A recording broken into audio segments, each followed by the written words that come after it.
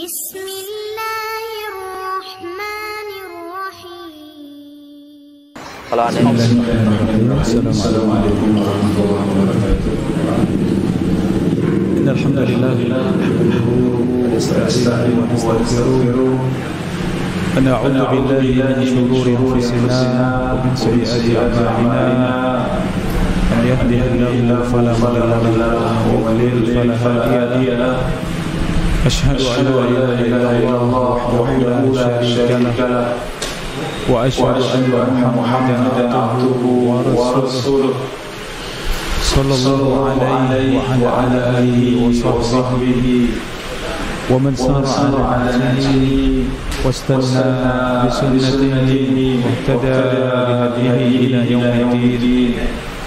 Qala Allah ta'ala fil Qur'anil Karim, ya ayyuhalladzina amanu haqqa tuqatih wa la tamutunna illa wa antum muslimun.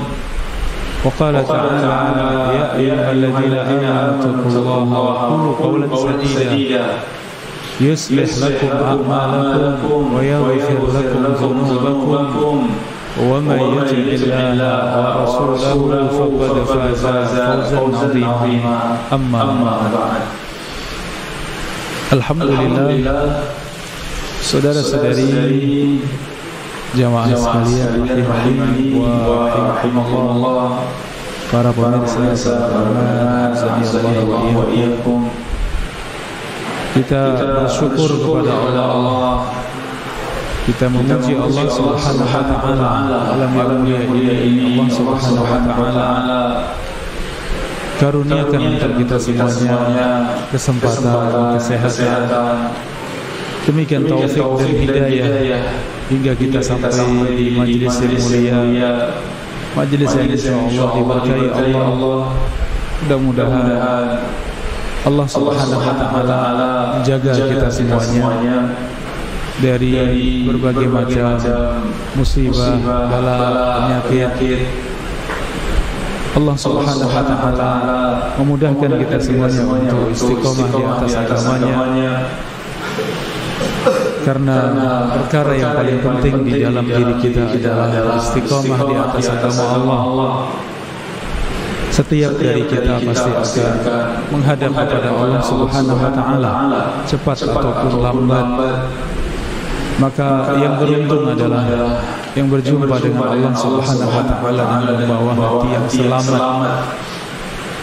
dengan membawa tauhid kepada Allah dalam keadaan istiqamah di atas agama Allah Subhanahu wa taala.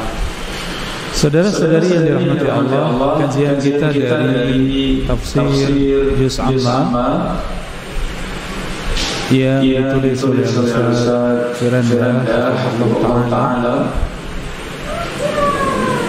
Kita ada pada akhir pembahasan dari surat Abasa dengan tema fenomena hari kiamat.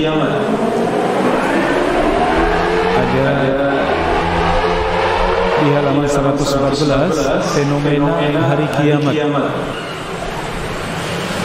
Apa saja yang disaksikan manusia pada hari kiamat? Di antaranya disebutkan di dalam surat Abasa ayat yang ke-33. A'udzu billahi minasyaitonir rajim. Fa idza ja'atis shakhah, dan tatkala datang suara yang amat keras, yaitu tiupan sangkakala yang kedua. Tiupan dibangkitkannya seluruh manusia. Saudara-saudari yang dirahmati Allah, di dalam surat An-Nazi'at, surat sebelum Abasa, kita sudah kaji bersama fa idza ja'ati at-tammatul kubra. Tatkala datang at-tammah al-kubra, yaitu tiupan sangkakala. Terkadang disebut dengan at-tammah, di dalam ayat ini disebut dengan as-sakhah, yaitu datangnya hari kiamat, kiamat yang kedua. dibangkitkannya seluruh manusia dari kubur mereka. Saudara-saudari yang dirahmati Allah, tafsirnya di mana Allah Subhanahu wa taala menutup surat Abasa dengan menyebutkan dahsyatnya hari kiamat. Dan as-sakhah, tatkala datang as-sakhah, yaitu suara yang amat keras, yaitu tiupan sangkakala yang kedua, di mana suara tersebut amat keras sehingga memekakkan telinga. Demikian seluruh manusia yang mendengar tiupan tersebut, maka sungguh mereka semuanya akan mati. Sebagaimana disebutkan dalam surat Az-Zumar ayat 68, wa nufikha fis suri, dan tatkala ditiupkan sangkakala, fasa'iqa man fis samawati wa man fil ardi, maka matilah semua yang ada di langit dan di bumi, illa man syaa Allah, kecuali yang dikecualikan oleh Allah. Surat Az-Zumar ayat 68, di mana Allah Subhanahu wa taala menyebutkan tatkala tiupan sangkakala yang pertama ditiupkan oleh Allah Subhanahu wa taala, demikian semua yang ada di langit dan di bumi semuanya akan mati, kecuali sedikit yang Allah kecualikan, seperti malaikat Israfil yang meniupkan sangkakala tersebut. Demikian sebagian malaikat yang Allah kecualikan. Adapun yang lainnya maka semuanya akan merasakan kebinasaan dengan sebab tiupan sangkakala tersebut. Suara tersebut, suara sangkakala, suara trompet tersebut, suara yang amat keras, di mana suara tersebut bisa merusak telinga, bisa menjadikan telinga tuli. Demikian suara tersebut bahkan sampai menjadikan seorang mati karena saking kerasnya suara tersebut. Dan itu pernah terjadi tatkala Allah Subhanahu wa taala mengadab kaum Samud.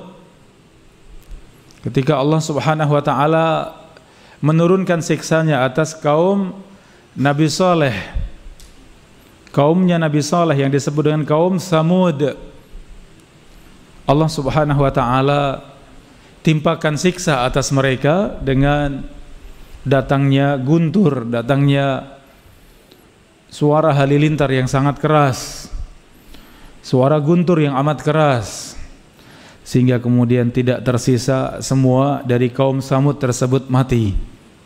Demikian siksa Allah Subhanahu wa taala pada mereka. Maka bisa kita bayangkan bagaimana kalau itu adalah kejadian hari kiamat, ketika Allah Subhanahu wa taala meniupkan sangkakala yang menjadi pertanda hancurnya dunia dan seisinya, hancurnya alam semesta. Maka sungguh tiupan tersebut sangat dahsyat sehingga menghancurkan semuanya. Saudara-saudari yang dirahmati Allah, di ayat selanjutnya, yauma yafirrul mar'u min akhi, di hari di mana seorang lari dari saudaranya. Saudara-saudari yang dirahmati Allah, ini beberapa fenomena, beberapa penampakan pada hari kiamat, yaitu kiamat yang kedua. Kiamat yang pertama ditiupnya sangkakala yang pertama, hancurnya dunia dengan segala isinya. Ya, kemudian jarak 40, ya, apakah 40 tahun, 40 bulan tidak disebutkan. Setelahnya kemudian ditiuplah sangkakala yang kedua, dibangkitkan seluruh manusia dari kubur mereka. Dengan ditiupkannya terompet yang kedua, maka demikian seluruh manusia dibangkitkan dari kubur mereka. Maka yang terjadi penampakan pada hari kiamat, fenomena pada hari kiamat, yauma yafirrul mar'u min akhihi, di hari di mana manusia lari dari saudaranya, wa ummihi wa abi, lari dari ibu dan ayahnya, wa sahibatihi wa bani, lari dari istrinya dan anak-anaknya. Saudara-saudari yang dirahmati Allah, ini pada hari kiamat, hari kebangkitan, hari mahsyar, hari di mana dikumpulkan seluruh manusia di padang mahsyar. Maka saking dahsyatnya hari tersebut, maka sungguh manusia lari dari orang-orang yang paling dicintai, orang-orang yang sangat dekat. Ya, lari dari saudara kandungnya, lari dari bapak dan ibunya, lari dari istri dan anak-anaknya. Ya, ini semua menunjukkan karena dahsyatnya hari tersebut, di mana masing-masing mereka sibuk dengan urusan sendiri-sendiri, sehingga sudah tidak terpikir dengan urusan orang lain, sampai pun orang yang paling dekat. Ada di sebelah kanan dan kiri mereka amal yang dibawa dari yang sudah dikerjakan di dunia. Demikian ada di hadapan mereka jahanam yang Allah datangkan dengan 70.000 tali. Masing-masing tali ditarik oleh 70.000 malaikat. Demikian dahsyatnya hari tersebut. Matahari didekatkan di atas kepala manusia, 1 mil di atas kepala manusia.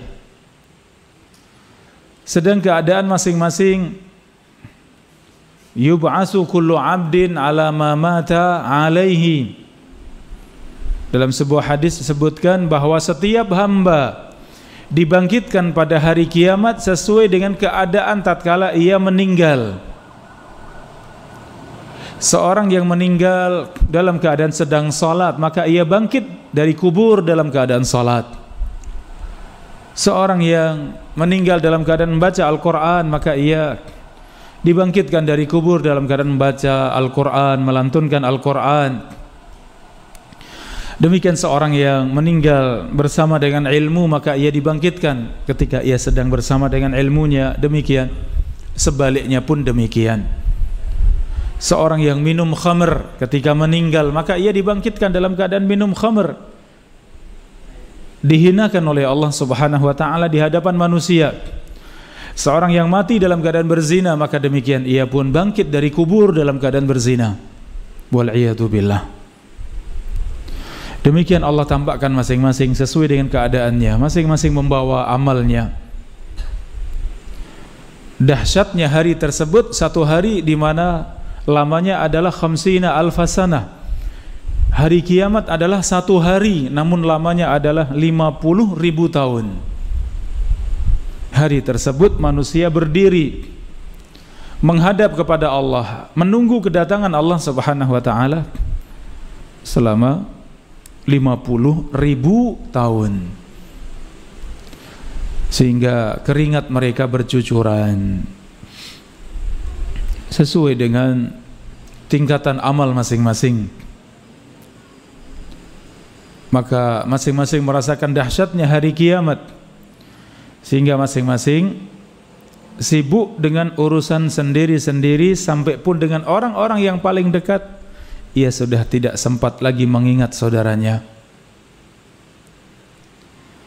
Sebagian tafsir menyebutkan kenapa mereka lari dari orang-orang yang terdekat, karena saking takutnya mereka akan dituntut oleh orang-orang yang terdekat, akan dituntut ayahnya, dulu mungkin durhaka kepada ayah ibunya, akan dituntut oleh saudara kandungnya, mungkin dulu pernah zalim kepada saudara kandungnya. Ia lari dari istri dan anaknya, ia takut akan dituntut istrinya, dituntut anak-anaknya. Demikian ia lari dari orang-orang yang paling dekat. Wal'iyadzubillah. Ya, semua menunjukkan dahsyatnya hari kiamat, hari di mana setiap dari kita akan berjumpa dengan hari tersebut, yaitu hari kebangkitan, tatkala kita semuanya dibangkitkan dari kubur. Maka setiap dari kita menghadap kepada Allah Subhanahu wa ta'ala. Saudara-saudari yang dirahmati Allah, di ayat yang ke-37, likulli imri'in minhum yawma idzin sya'nun yughnih.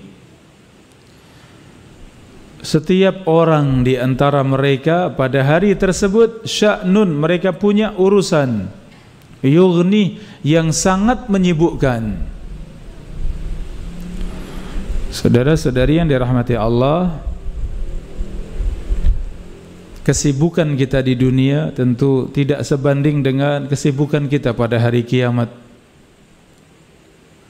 Karena setiap manusia yang bangkit dari kubur semuanya sadar, semuanya yakin bahwa mereka akan menghadap kepada Allah, mereka akan dihisab oleh Allah. Mereka membawa amal yang dikerjakan selama hidupnya di dunia, ada di hadapannya Jahannam. Demikian gemuruh Jahannam, dahsyat dan ngerinya Jahannam ada di hadapan kita semua. Ya, maka likulli imri'in minhum yawma idzin sya'nun yughni, setiap orang pada hari tersebut, hari kiamat, mereka punya urusan yang sangat menyibukkan. Saudara-saudari yang dirahmati Allah, demikian setiap orang akan mengingat dengan semua dosa-dosanya. Kalau di dunia mungkin masih bisa lupa dengan dosanya, dengan kesalahannya, mungkin sudah lupa, sudah lama, ya mungkin tidak perhatian. Namun pada hari kiamat tidak ada dosa sekecil, ya sekecil apapun kecuali ia pasti akan mengingat dosa tersebut. Demikian dalam keadaan ia yakin akan disidang oleh Allah, akan menghadap kepada Allah Subhanahu wa taala. Rasulullah sallallahu alaihi wasallam menggambarkan keadaan pada hari kiamat di dalam hadis yang diriwayatkan oleh Al-Imam Al-Bukhari rahimallahu taala, innakum mahsyuruna hufatan uratan ghurla, sesungguhnya kalian dibangkitkan pada hari kiamat dalam keadaan hufatan uratan ghurla, kalian tidak memakai alas kaki, kalian tidak memakai pakaian, kalian tidak dikhitan. Dalam riwayat yang lain buhman, disebutkan lafaz buhman. Mereka tidak membawa harta dunia. Kemudian Rasulullah membaca surat Al-Anbiya ayat 104. Kama bada'na awwala khalqin nu'iduh, sebagaimana kami menciptakan manusia pertama kali, maka demikian kami kembalikan mereka. Maksudnya manusia lahir di dunia ia dalam keadaan tidak berpakaian, tidak memakai alas kaki, dalam keadaan tidak dikhitan, dalam keadaan tidak membawa harta. Maka demikian Allah bangkitkan pada hari kiamat. Allah bangkitkan dari kubur dalam keadaan mereka demikian telanjang, tidak memakai alas kaki, tidak dikhitan, tidak membawa harta dunia.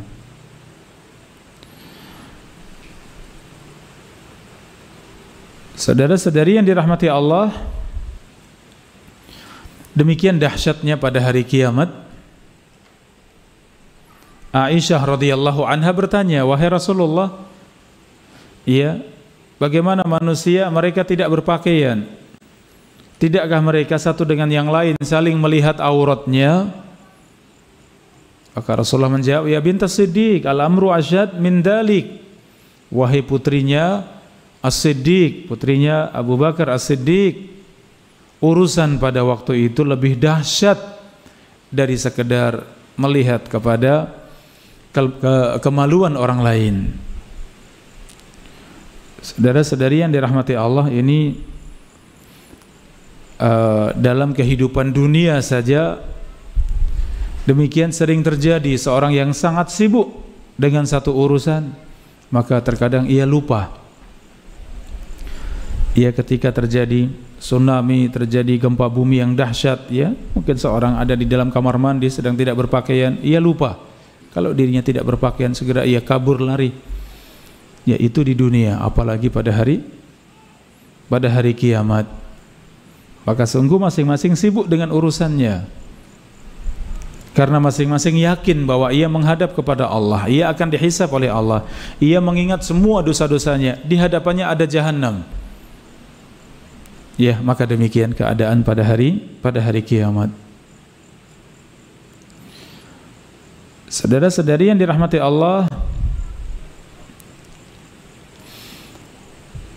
keadaan di sana pada hari kiamat hanya ada dua golongan, golongan yang berbahagia dengan golongan yang sengsara. Golongan penghuni surga dan golongan penghuni neraka, hanya ada dua kelompok, tidak ada kelompok yang ketiga. Ya, apakah seorang termasuk dari penghuni neraka atau akan masuk ke dalam neraka, ataukah ia sebagai yang berbahagia, penghuni surga Allah Subhanahu wa taala? Hanya ada dua kelompok pada hari kebangkitan. Kemudian Allah Subhanahu wa taala menutup di akhir dari surat Abasa dengan keadaan penduduk surga dan keadaan penduduk neraka. Wujuhun yawma idin musfirah. Wajah-wajah orang-orang yang beriman pada hari tersebut musfirah. Wajah mereka berseri-seri. Dhahikatun, mereka tertawa, sangat bahagia. Mustabsyirah, mereka sangat bergembira. Ini keadaan orang-orang yang beriman. Demikian keadaan dunia dengan akhirat yang semuanya berbalik. Dulu di dunia mereka menangis, takut kepada Allah. Mereka menangis, takut dengan dosa-dosanya. Maka demikian Allah ubah ketika sampai pada hari kiamat, ia menjadi seorang yang sangat berbahagia dengan amal solehnya. Sebaliknya manusia yang bersenang-senang, yang foya-foya, yang berbahagia di atas kemaksiatan kepada Allah di dunia, sungguh ia di akhirat menjadi orang yang sangat menyesal, penuh dengan kesengsaraan pada hari kiamat. Allah kisahkan di ayat ke-40, wa wujuhun yawma idin 'alaiha ghabarah, dan wajah-wajah kelompok yang kedua di hari tersebut, di wajah mereka 'alaiha ghabarah, di wajah-wajah mereka ada debu, ada pasir, ada tanah di wajah-wajah mereka. Saudara-saudari yang dirahmati Allah, inilah wajah orang-orang kafir.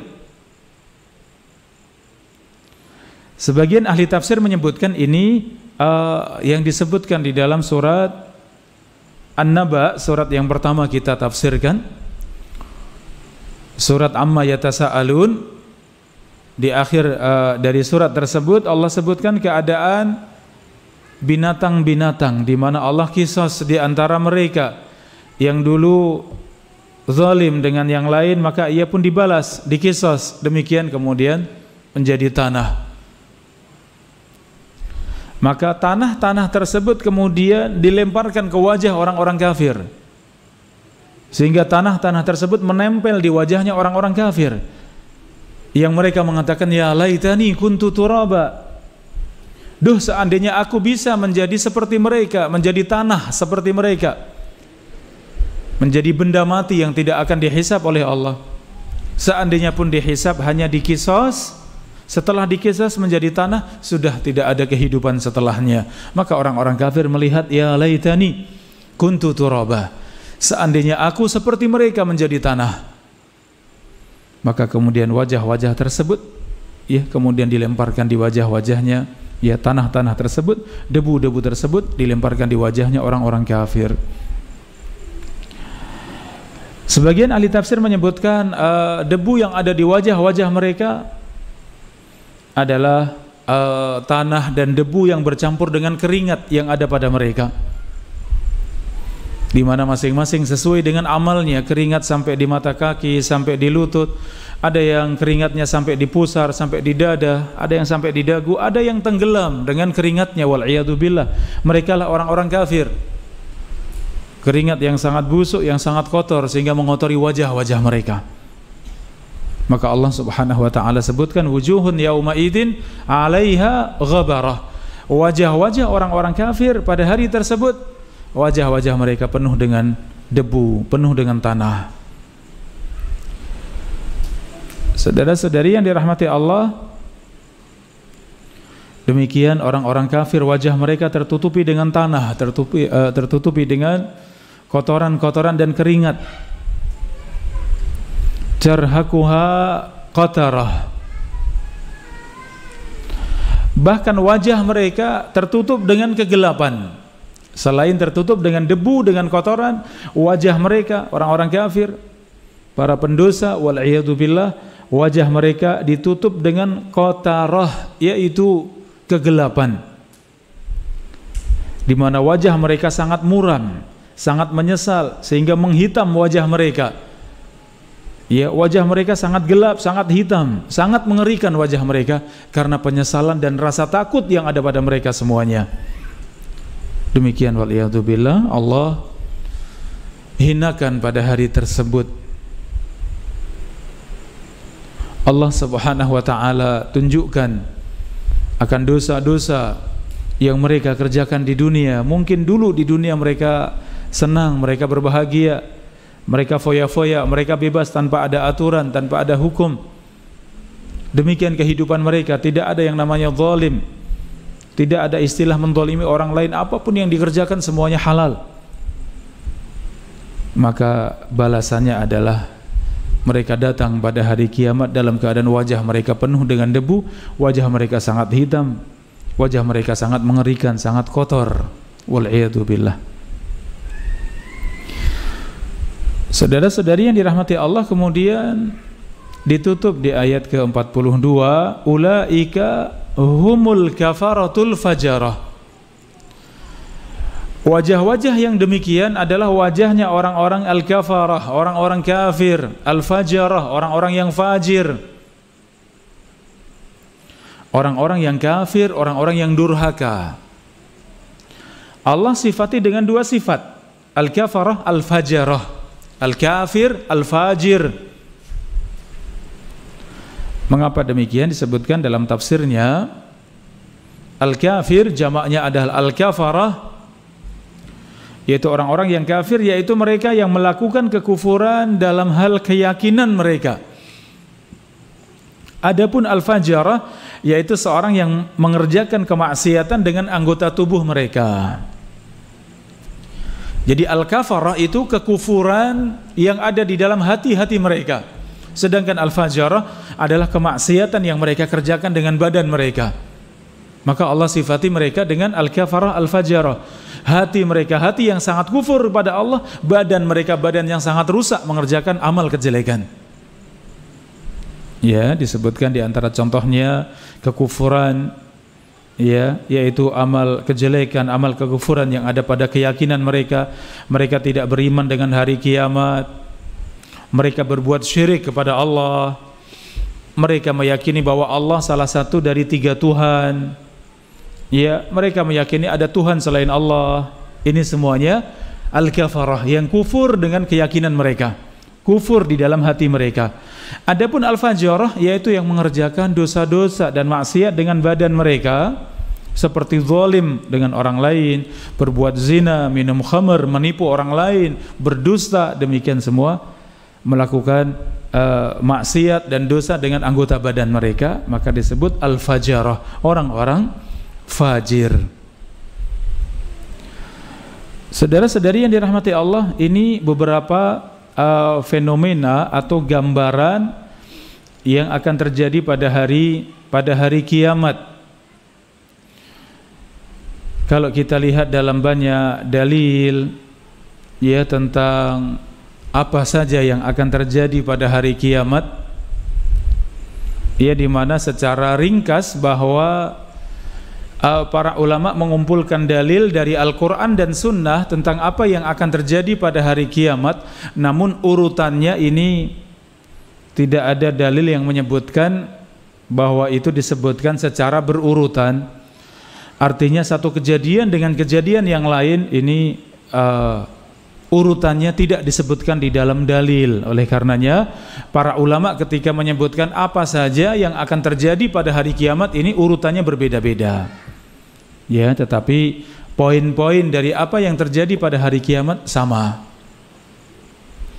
Ya, di mana sangkakala ditiupkan yang kedua, maka bangkitlah seluruh manusia dari kubur mereka. Jasad mereka Allah kumpulkan kembali, dan itu mudah buat Allah. Walaupun sudah jadi tanah, walaupun sudah dimakan binatang buas, sama itu mudah buat Allah. Allah kembalikan lagi tubuh mereka. Kemudian Allah kembalikan ruh mereka di dalam jasad mereka. Sebagian ulama menyebutkan bahwa ruh mereka, ruh manusia semuanya ada di dalam terompetnya Israfil. Ketika ditiupkan, demikian ruh semuanya terbang dan semuanya kembali ke dalam jasad masing-masing. Ya, demikian dimulai dengan turunnya hujan. Sehingga dengan hujan tersebut maka tumbuhlah manusia, tumbuhlah badan manusia yang Allah susun kembali. Kemudian ruh masuk di dalam jasad mereka. Mereka bangkit pada hari kiamat. Mereka ada di padang mahsyar. Mereka semuanya digiring oleh Allah ke padang mahsyar, dikumpulkan di padang mahsyar, tempat yang rata, tidak ada yang tinggi, tidak ada yang rendah, semuanya rata, sehingga tidak ada seorang pun yang bisa tersembunyi, satu dengan yang lain saling melihat. Tatkala Allah Subhanahu wa taala berbicara, di hadapan mereka semuanya mendengar ucapan Allah Subhanahu wa taala.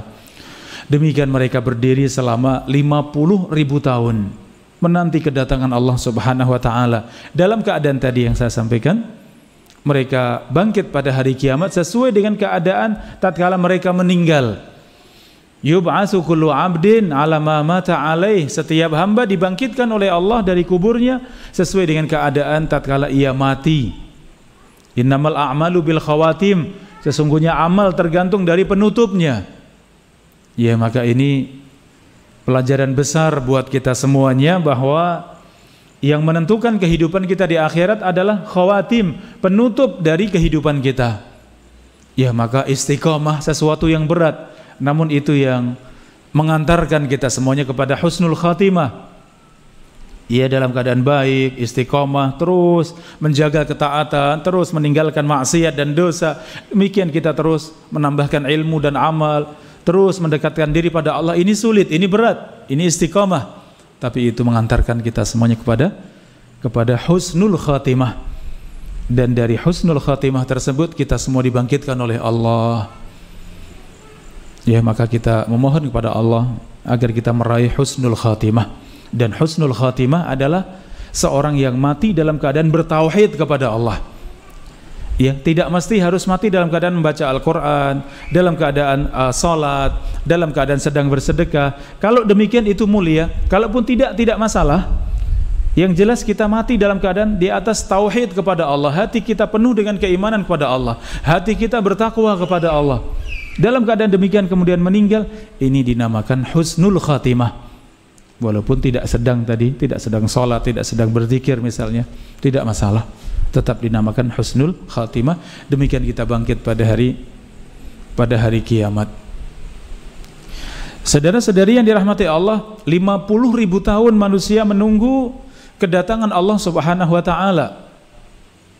Dengan keadaan yang sangat dahsyat tadi, setiap manusia lari dari siapapun, bahkan orang-orang yang dicintai.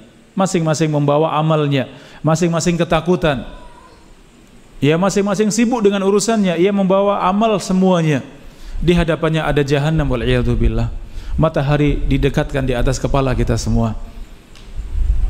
Iya, maka mendekati akhir dari 50.000 tahun tersebut, Allah berikan ilham kepada manusia. Maka manusia pun kemudian mencari syafaat. Mereka mendatangi para nabi, para rasul, khususnya adalah ulul azmi. Nabi Adam, Nabi Nuh, Nabi Ibrahim, Nabi Musa, Nabi Isa. Semua nabi dan rasul yang dimintai syafaat semuanya menolak. Aku tidak bisa memberikan syafaat. Sesungguhnya aku telah berbuat salah kepada Allah. Allah murka kepada saya. Tidak pernah murka sebelumnya seperti ini dan tidak akan pernah murka setelahnya seperti ini. Mintalah kepada nabi setelahku. Maka terakhir mereka datang kepada Rasulullah Muhammad sallallahu alaihi wasallam. Rasulullah menjawab, Analaha. Aku yang memiliki syafaat. Aku yang bisa memberikan syafaat. Sebagaimana doa Nabi sallallahu alaihi wasallam dalam hadis yang sahih, setiap nabi diberikan doa yang mustajab, dan setiap nabi menggunakan doa tersebut di dunia kecuali aku. Aku akhirkan doaku nanti pada hari kiamat untuk memberikan syafaat umatku, kata Nabi. Maka satu-satunya yang memiliki syafaat pada hari kiamat dengan syafaat uzma, syafaat agung untuk memberikan syafaat kepada seluruh manusia agar segera dihisab oleh Allah, hanya Rasulullah sallallahu alaihi wasallam. Maka setelah kejadian tersebut, kemudian di sana ada hisab Allah Subhanahu wa taala, di mana masing-masing akan dihisab oleh Allah, akan ditanya oleh Allah, benarkah Anda mengerjakan ini? Benarkah Anda mengerjakan ini? Kenapa Anda mengerjakan ini? Ada dialog, ada diskusi antara hamba di hadapan Allah Subhanahu wa taala. Terkadang hamba masih bisa berdusta, masih bisa mengelak. Iya, kemudian Allah bantah, kadzabta, engkau berdusta. Sesungguhnya engkau mengerjakan ini agar dikatakan sebagai seorang yang dermawan, agar dikatakan sebagai seorang yang pemberani, sebagai seorang yang alim, seorang qari, demikian. Kemudian Allah buktikan dengan catatan amal yang dibagikan oleh Allah, tatayur as-suhuf. Maka catatan amal masing-masing diterbangkan oleh Allah Subhanahu wa taala sehingga masing-masing menerima catatan amalnya. Orang-orang yang beriman menerima dengan tangan kanannya. Orang-orang kafir, orang-orang munafik, para pendosa menerima dengan tangan kirinya di belakang punggungnya, wal'iyadzubillah, dihinakan oleh Allah. Mereka membaca catatan tersebut, semua amalnya. Maka setelah melihat catatan amalnya, ditegakkan hisab yang kedua, di mana hisab di sini sudah tidak ada dialog, sudah tidak ada pertanyaan dari Allah, sudah tegak hujjah dengan catatan amal. Masing-masing sudah melihat catatan amalnya. Iya, maka masing-masing membaca dari catatan amal tersebut. Tatkala dihisab yang kedua, maka tidak ada seorang hamba pun yang bisa mengelak, tidak ada yang bisa menolak. Mereka semua mengakui akan apa yang mereka kerjakan di dunia. Demikian selanjutnya mereka sampai pada mizan. Amal mereka akan ditimbang oleh Allah Subhanahu wa taala. Amalnya akan ditimbang oleh Allah. Apakah itu amal yang diwujudkan seperti gunung-gunung akan ditimbang dalam timbangan Allah.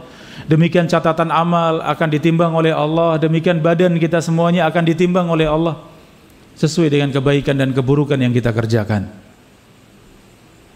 Setelah kejadian tersebut, maka yang terjadi setelahnya, di mana Allah Subhanahu wa taala datangkan telaga para nabi dan para rasul. Telaga yang pertama didatangkan adalah telaga Rasulullah sallallahu alaihi wasallam. Kemudian masing-masing dari umat datang kepada telaga nabi masing-masing. Umat ini datang di telaga Rasulullah sallallahu alaihi wasallam, telaga yang paling indah, paling besar, ya. Demikian telaga yang penuh dengan kenikmatan, lebih manis daripada madu, lebih putih dari susu. Ya, demikian telaga yang jumlah gelas-gelasnya lebih banyak daripada bintang-bintang di langit, lebih indah daripada bintang-bintang di langit. Man yashrab minha syurbatan lam yathma' ba'dahu abada. Seorang yang minum darinya satu tegukan saja, maka ia tidak akan haus untuk selamanya.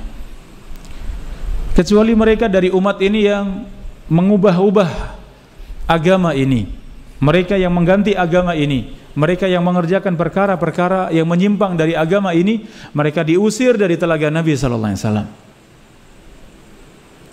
Setelah telaga, maka Allah Subhanahu wa taala datangkan kegelapan, di mana padang mahsyar menjadi gelap gulita, gelap yang sangat, ya, bertumpuk-tumpuk di atas, ya, kegelapan di atas kegelapan. Masing-masing membawa cahaya. Khusus orang-orang yang beriman membawa cahaya. Orang-orang kafir tidak punya cahaya, maka disebutkan bahwa mereka tidak memiliki cahaya. Mereka tidak tahu jalan untuk sampai kepada sirat, jembatan penyeberangan di atas jahanam. Maka orang-orang kafir, orang-orang munafik tidak punya cahaya sama sekali, sehingga mereka langsung diseret dalam jahanam. Tinggallah orang-orang yang beriman, cahaya mereka bermacam-macam, bertingkat-tingkat. Sampai disebutkan ada sebagian orang yang beriman cahayanya itu hanya ada di ujung kukunya, tidak memiliki cahaya kecuali hanya ada di ujung jarinya. Saking kecilnya iman. Demikian orang-orang munafik, di awalnya mereka mengikuti cahayanya orang-orang beriman. Karena orang-orang munafik mereka menampakkan diri seperti orang-orang beriman, walaupun hatinya kufur. Kemudian Allah Subhanahu wa taala turunkan pembatas antara orang-orang beriman dengan orang-orang munafik, sehingga orang-orang munafik tidak punya cahaya, kehilangan cahaya orang-orang beriman, maka mereka pun diseret bersama dengan orang-orang kafir. Maka tinggallah orang-orang beriman dengan cahaya mereka, mereka berjalan menuju kepada sirat, jembatan penyeberangan di atas jahanam. Sesuai dengan cahaya masing-masing, maka masing-masing melewati sirat tersebut. Ya, tergantung dari amalnya, tergantung dari bekal yang ia bawa dari dunia, cahaya yang ia bawa dari dunia. Demikian ada yang melewati sirat tersebut masuk di dalam surga, ada yang tidak sampai melewati sirat tersebut terjatuh di dalam jahanam. Orang-orang yang beriman dengan dosa-dosanya, dan Allah Maha Adil, ada di antara mereka dengan dosa-dosanya tidak mampu melewati sirat sehingga jatuh di dalam jahanam, maka sesuai dengan dosa-dosa mereka. Ketika dosa sudah habis, maka mereka pun kemudian dimasukkan di dalam surga Allah Subhanahu wa taala. Selama seorang masih ada Islam di dalam hatinya, masih ada iman di dalam hatinya, maka akhir perjalanannya walaupun harus masuk di dalam neraka, pasti mereka masuk di dalam surga. Ini satu persatu kejadian pada hari kiamat, dan hanya ada dua kelompok, apakah masuk surga ataukah masuk di dalam neraka. Dan yang masuk dalam neraka ada dua kelompok, kelompok orang-orang kafir yang kekal dalam neraka, dan kelompok orang-orang beriman yang mereka membawa dosa-dosa dengan keadilan Allah sesuai dengan dosa-dosanya, disiksa oleh Allah kemudian dimasukkan di dalam surga. Demikian, Allah Ta'ala a'lam bissawab.